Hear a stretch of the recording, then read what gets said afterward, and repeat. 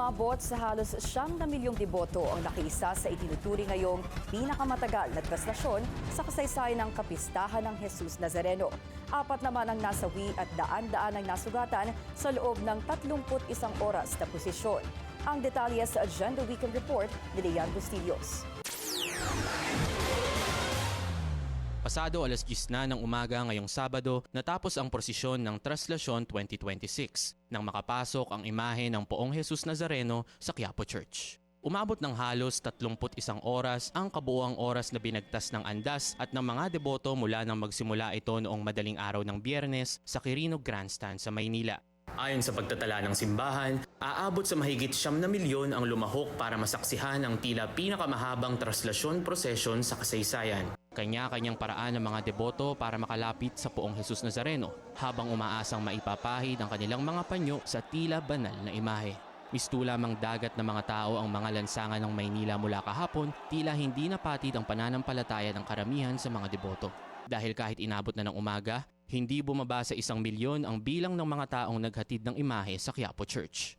Sa pagtatapos ng kapistahan, nag-iwan naman ang prosesyon ng sandamakmak na mga bakas ng kalat na dinaanan ng andas, partikular sa Quezon Boulevard sa tabi mismo ng Quiapo Church. Bagay na agad namang dilinis ng Manila City LGU katuwang ang mga traslasyon volunteers. Ayon sa National Capital Regional Police Office, naging mapayapa sa pangkalahatan ang kabuuan ng prosesyon na dinuluhan ng mahigit 7 milyon na katao.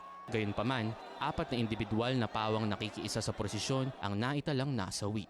Kabilang na dito ang isang MPD Press Corps photographer na kinilalang si Armelito Ito del Mundoson.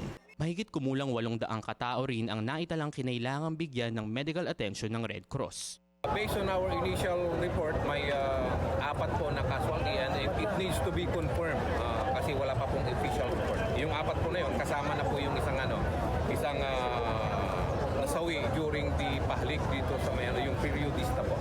Yung of course yung reporter. So apart from may 3 pa pong iba? May 3 pa pong iba.